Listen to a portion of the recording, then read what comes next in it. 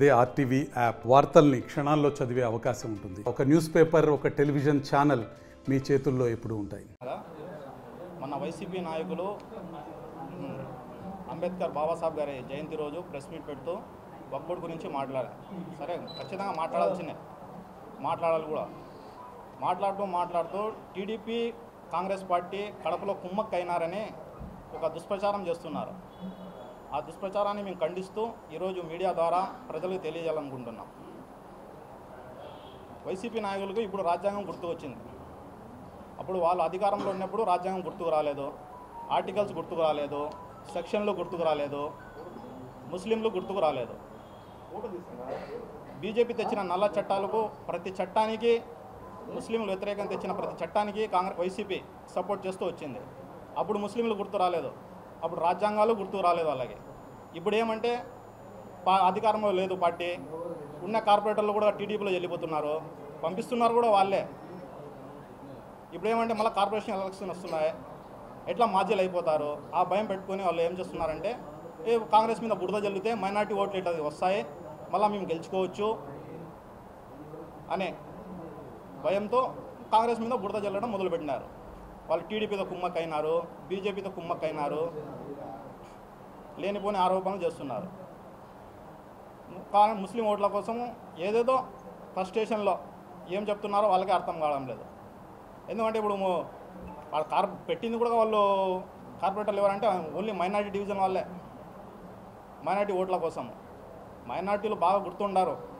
ఆ రోజు NRC, NPR, సిఏకు మన 7 రోడ్స్ దగ్గర జాయింట్ యాక్షన్ కమిటీ ఆధ్వర్యంలో షాహీన్బాగ్ ఏర్పాటు చేసినప్పుడు అక్కడ ధర్నాలు, దీక్షలు చేస్తూ నల్ల చట్టాలు వెనక్కిపోవాలని దీక్ష చేస్తున్నప్పుడు సొంత మన డిప్యూటీ సీఎం బంధువులు అని వాళ్ళ ఇంటి వాళ్ళే అక్కడ ఉన్న ఆడపడుచుల గురించి నీచంగా, హీనంగా మాట్లాడిన రోజులు కూడా ఉన్నాయి.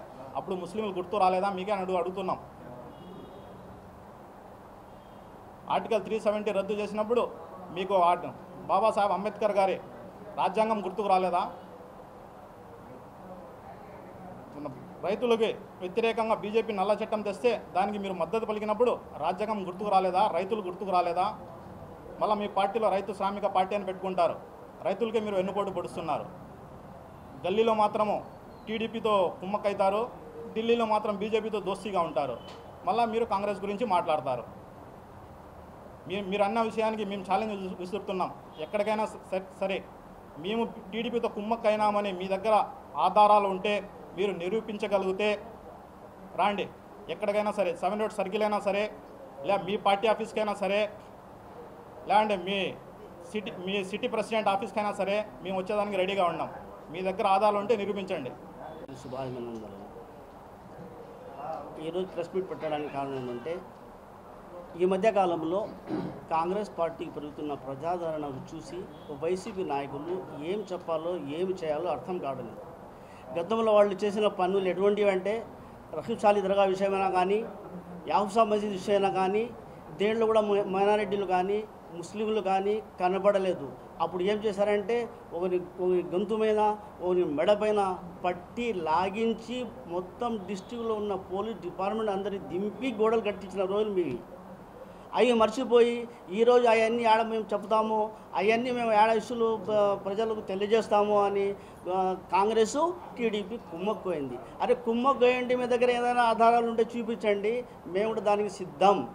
అటు కాకుంటే దుష్ప్రచారం మాని ప్రజల సేవ కోసం రాండి. మాజీల ముందు ప్రజల సేవ చేయండి.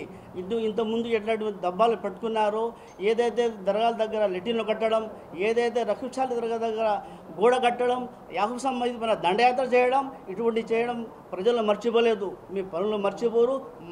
అదే మీకు తగిన బుద్ధి చెప్పారు జనాలు. మాజీలైనారు కానీ మారండి. ఇప్పుడైనా మారి నిజాలు చెప్పండి. టీడీపీ కానీ, కాంగ్రెస్ కానీ, మాకు కానీ, టీడీపీ కానీ, మా అన్న అఫ్జల్ ఖాన్ అన్న తరపున కూడా నేను చెప్తున్నాను. ఆయన కూడా కానీ, నేను ఉపాధ్యక్షుడిని, నేను ఆయన తరపున నేను మాట్లాడుతున్నాను. మేము ఎప్పుడైనా కానీ మీ దగ్గర ఆధారాలు ఉంటే చెప్పండి, దానికి మేము ఎప్పుడైనా సిద్ధంగా, ఎక్కడైనా మాట్లాడడానికి సిద్ధంగా ఉన్నాం. అందరికీ నమస్కారం.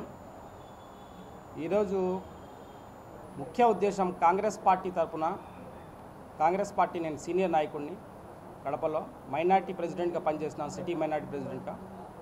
ముఖ్యంగా ఏమంటే ఈరోజు కాంగ్రెస్ పార్టీ మీద వైసీపీ పార్టీ వాళ్ళు లేనిపోని మాటలు చెప్తున్నారు.